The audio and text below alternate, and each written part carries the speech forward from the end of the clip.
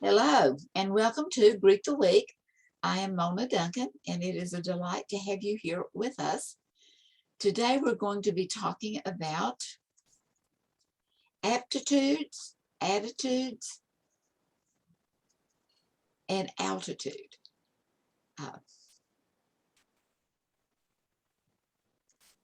Eventually I'm going to get to the point where I can click these things quicker without having so much concentration on them. But it's part of a series of dealing with difficult people, whether you know one or are one. And I always like to look at that because you know what?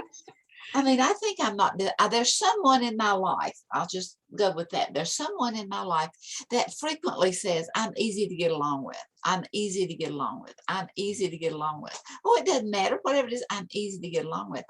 And I'm here to tell you that is one of the most difficult people. That is, from my point of view, they can be very difficult with not ever making a decision. But that's not what we're going to be talking about. We're going to be looking at there's whether we know it or not. And I know that sometimes I can be difficult and I maybe don't even know it at the time. Just yesterday, we were out somewhere. Well, we went to church yesterday morning. We take two different cars because we kind of go our separate ways sometimes. But anyway, Garland was telling me that there was a couple of things anyway, he said that his medicine was in at Walmart and that they had bananas. And I got the impression that he wanted me to stop by Walmart and pick those things up. And I said, and anyway, I've kind of answered, I don't remember even exactly how I answered him, but he said, no, I'm going to do it. I just want you to know about it. And I realized, you know what, sometimes we can be difficult and we don't even realize we're being. So it is always kind of keeping our eye on our aptitude and looking through a thesaurus as to what that means. It's our abilities, our skills, our talents, our propensity, you know, the depth of. But there's always an attitude. It kind of goes back to that spectrum we talked about last week, that our attitude is our approach, whether it's going to be bold or not. And there's a lot of variances within that. Our attitude has to do with the way we think, whether we are worrying or whether we are caring. Well, what's the difference in that? Well, to worry, to me, is to not know any way to be of help. Whereas caring is caring so much that maybe I can somehow speak a word, do a deed somewhere, how that might help someone who needs help. And then it's also our way of behaving. And our behaving, of course, we know from Dr. Glasser and reality therapy and choice theory that our behavior includes four components of the thoughts we think, the actions we take, the emotions that we emote, and the emotions physically that our body responds to. And it's always responding to something, either to heal us or to maybe, go with some sickness. And then our altitude. How high will we fly? How what heights can we go to? What about the elevation? What about the tone? Because, you know, as you climb a mountain, you can get up there and you can start yodeling and that tone just goes everywhere, having some things to echo off of. So percentages of impact. We're always making an impact on people through our words. And we think, well, our words ought to be really impactful. And yet the scientists that look at these things and scale them down say that the choice of our words that we use is only impacts someone 7%. That's not very much. To me, on looking at 100, at least 93%. And 38% of the way we impact another is through our tone of voice. And then 55%, which is our pace and our body language. And to me, tone of voice, and well, maybe it's the body language, it goes with the expressions that's on our face. And sometimes we can have, you know, if anyone asks you, well, what's wrong with you? Nothing. What's wrong with you? Nothing. And I had a person one time that to me, had an expression of always being angry, and happened to be the secretary where one of the places where I was working. And I would take something in for her to do that needed to be filing or that was part of her job description. And she would take it, that it just that attitude of taking it, or that, I mean, she just always looked angry. And I asked her one day, I said, are you mad at me? Have I done something to offend you? No, no. I said, well, are you mad at me? Are you mad at the world? No, no. I said, well, would you let your face know it? Because it really comes across that this is a great imposition. Anyway, sometimes things like that helps and sometimes they don't. But I think there really was kind of a secret dislike there, because it didn't take too long till she was much more receptive of things that was given to her that was, part of her job description. Well, last week we looked at the Joy window and how we had these 4 windows that was put by these 2 guys, these 2 psychologists, looking at our total being, of things that we're open to and things that we keep secret, things that we're blind to, and then those things about us that we have not, that has not yet been revealed to us. We don't know it yet. And that's why in looking and in caring about something, I don't want to worry about it, because I don't know how bad it could get that it isn't already, but I do want to care about it, even though maybe I don't know how, because there's an unknown part that can be revealed to us, and to be open to it. That sometimes those revelations seem like, oh, that's not a big deal, but then we realize, oh, that was a big deal. Anyway, we want to look at the top 2 today, being open to myself, being open to others, but then also looking at the things that we may keep as secrets. Growth is as much about letting go as it is about learning. And so, what do we need to let go of? Maybe the worries, the anger, frustration, being imposed upon. Perceptions. I've been thinking about that a lot. That our perception is the way we see something, except it may be incorrect.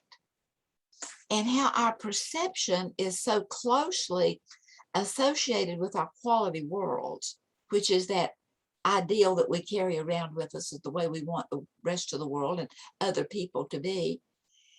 And our perception is so closely aligned with that do we sometimes are our perceptions distorted, because this is what I'm wanted, but this is what I'm seeing.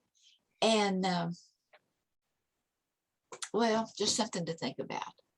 I need to let go of perceptions, although I don't know that you can. Just like letting go of worry. Well, how do you let go of worry? Well, sometimes I like to just literally open up my fingers and spread out my arms, because that is a physical way of saying and expressing to my body that I'm wanting to let that go, to let it go. And, in flight, as in not the fight, flight, or but in flight, as in taking off, as in riding in an airplane or going in a rocket ship, it takes a lot of lift and thrust to overcome the pull and drag of gravity, and to stop worrying, to stop being angry, to stop some of the things, to stop perceiving, but to look at it a little closer, to see what it looks like when it's up close, as opposed to far away in a quality world picture, or the way it used to be. Because things are the way they used to be, but yet they're not. I find that the more simple we can bring our own life to become, then things aren't quite as complicated. It's that, well, I think I know what I'm trying to say, but I'm not having the 7% of the words in which to use at this moment. So anyway, that fight that flight overcomes pull and drag. And so I think about Newton and how the apple fell. We know the story of him. Well, apples or things had fallen for years and years and years, and no one had had the revelation that there was something that was causing it to fall. It was just it had not been revealed. The hidden law of it had not yet come into being and into knowing. And then even once he realized that there was something out there that's causing it to drop, why didn't it go up instead of down? Or why didn't it go in another direction or just hang there? And then he called it gravity, because gravity is grave. It is something that is so pushing down. And I have here, these little pictures of growing. And after a while, we begin to lose our height, whether it's by bowing over or literally by the bones compressing themselves, because the atmosphere is grave on us. And eventually it will put us in the grave. Anyway, it all begins with self. So to know ourselves and to know what buttons we have that are pushed on occasion and what ones are still attached. That whenever something is there that is irritating, I like to just tell myself, detach, detach, detach, detach, detach, detach. Just don't be so attached to it. Because as we are so attached to things, we can become so heavy and burdened down that it becomes real grave to us. And then what does that do to our blood pressure and our attitude and our interaction with others? And so, to forgive. That forgiveness in and of itself, we may do a whole series on that. But I like what Byron Katie said. She said that forgiveness is just, and I like that it's just, as in it matters, but it doesn't matter that much. It's just another name for freedom. That whenever we don't have all those worries, all those concerns, all those yeahs against, how freeing it is. How freeing. And that doesn't mean that I'm going to be like the yeahs that I'm, but it's freeing. And as it frees me from being so worried about it, I can't help but think that through the gravity of life, through the portals of life, through the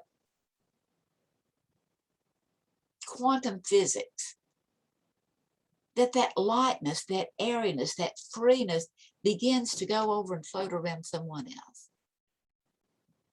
That begins to say things to them, that begins to reveal things to them individually as, is this really all that bad?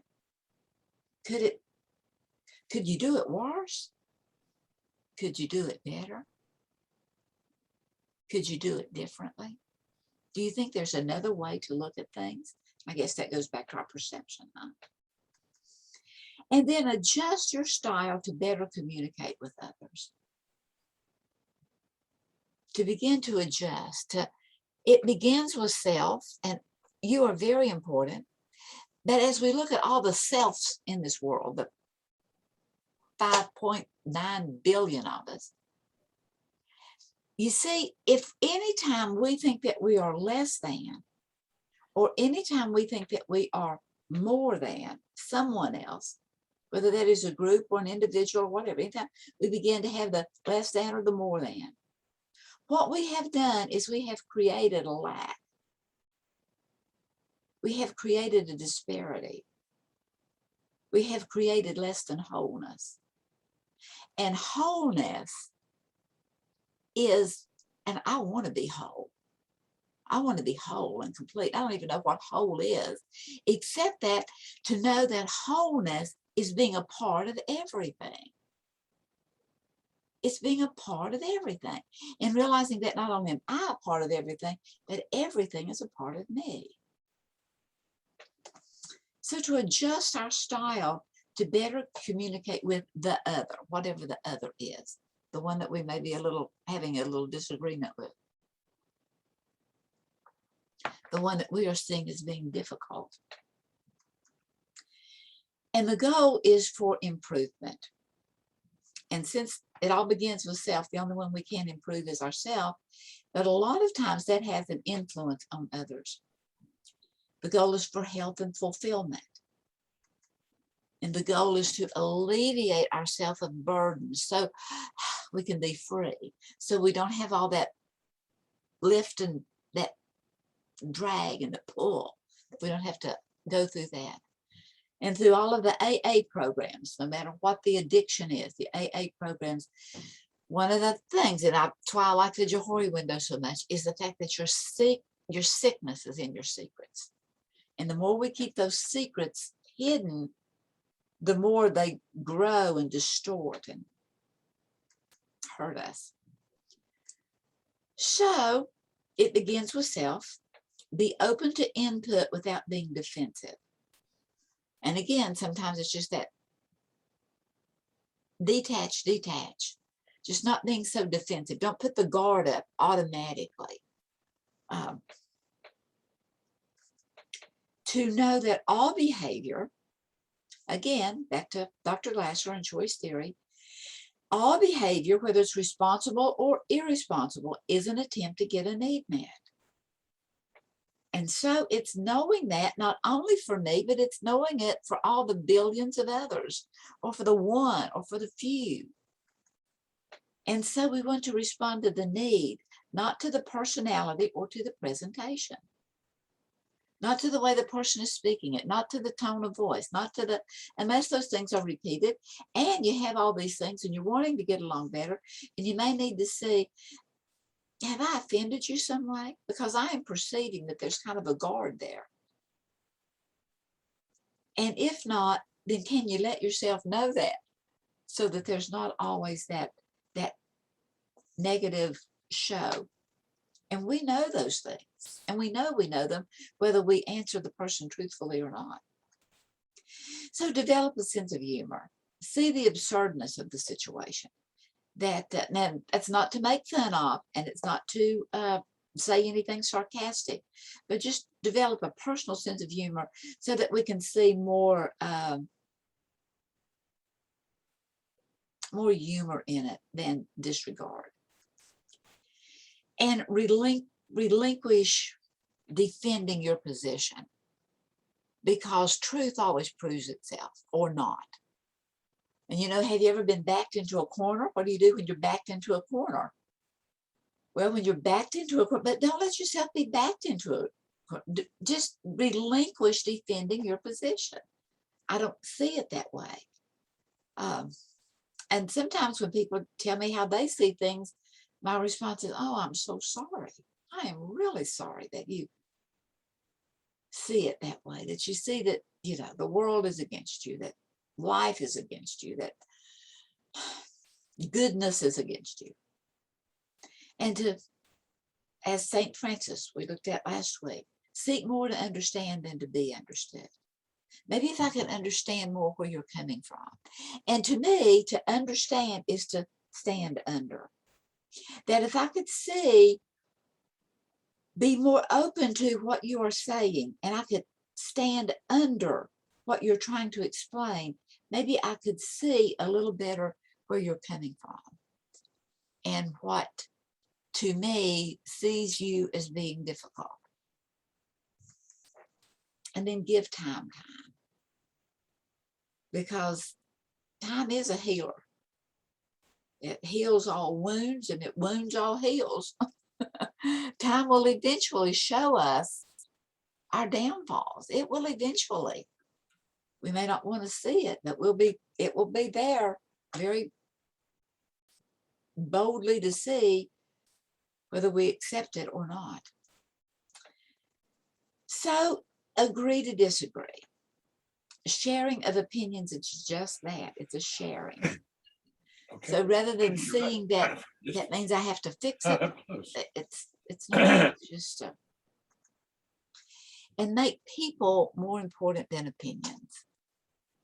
That the person giving me that opinion is more important than the opinion itself, although it's not to automatically disregard the opinion. It's to realize that we all have worth and value. It's to take any criticism seriously, but not personally, to not eat it, to not swallow it, to not let it pierce and make a wound, but take it seriously. Maybe, just maybe, there is a little bitty element of truth in what this person is saying about whatever the disagreement or the disparity is. And get bottom line honest with yourself. Bottom line honest with self. And there's a lot of things that we could add in that equation. There's pluses and minuses and divisions and multiplications of good times and bad times. But the bottom line is, why do we have to get to the bottom line? Because the bottom line affects everything. It affects everything. The way we sleep, the health we have, the way we enjoy our own company, the way we enjoy others' company. It involves everything. It's all the bottom line. And address the real problem. What is the real problem? Whenever we're with what we dislike, what's the real problem with it? Is it just a misunderstanding? Could it be that simple? View difficulties as opportunities to grow and mature. Kind of have it as an internal game. That how do you destroy your enemy? By making him your friend. And then readily admit when mistaken. Don't always be just pointing out the other person's, but making, oh, I see, I didn't see it that way. And it may mean that you're going to buy into it, or it may mean that you're not going to buy into it. But admit whenever you are trying to prove something that is not provable. And that is most things, actually. And then whatever is, do not retaliate. Do not retaliate. Because getting along with others requires much of us. It requires making a fair assessment. These are my suggestions, okay? A fair assessment of them, of they, whoever the theys are. Make a fair assessment of me and how I am seeing them or they. To have reasonable definitions. Reasonable definitions. Rather than being so adamant about one particular word. To care about right now that always is. How are we handling this right now? Physically, mentally, emotionally, spiritually? How are we handling this right now? Because right now always is. It's what's happening now. Whether that's in the news that you're learning about 2 minutes later, or whatever. Care about right now. And train your mind to know your true identity. When we know who we really are, and that's probably a everyday little bit of a revelation as to who we are becoming, who we are being, who we are becoming, that we're still growing. As long as there's breath in the body, we're still growing. We're still being here. And know your true identity. And so that your brain, your creative mind, can remind you of that. You are a person of kindness, not one of hate. You are loved, so you have the ability to love, to regard. And then be your own supporter and your own best friend. I was working with a lady the other day, and she was questioning herself about her talents and her gifts and her abilities and so forth. And I asked her, I said, well, who is one of your biggest supporters? First of all, do you have anyone that is on your side? Oh yeah, I have several people that are. I said, well, then who is your biggest supporter? And she said, oh, it's my best friend. We've been friends for years. And she's just always telling me, all these things. And I said, well, do you find your best friend to be a truthful person? Is she a truth teller? And she said, yeah, yeah. I mean, I don't know of anyone that has more integrity than her. Yeah. I said, well, then I want to know, why is it you're not willing to believe your truth teller? Oh, you see, many times others can see something in us we don't see in ourselves, and that's positive and negative. And that can be why they do encourage us to be our best whenever we are down on ourselves. That's also maybe why they say some things to us that we may take offense at, because they really can't see us, but they're a good supporter. And a good supporter goes back to, when do you want to know that the boat won't float? When it's in the dry dock, or when it's out in the ocean? No. So the better, the sooner we can know those things that need a little bit of touching up. It may not be a major overhaul, or it may be. But be your own supporter and your own best friend, and listen to the truth of what your true self is telling you. Even though all too often we want to say, no, that's not me. But often it turns out to really be me. So thank you for being here. It's a delight always. And we will, those of you that may watch the programs and not be here live, know that if you choose to be here live, we stay on after a little bit. We stop the recording and then have some chats. So many blessings to all.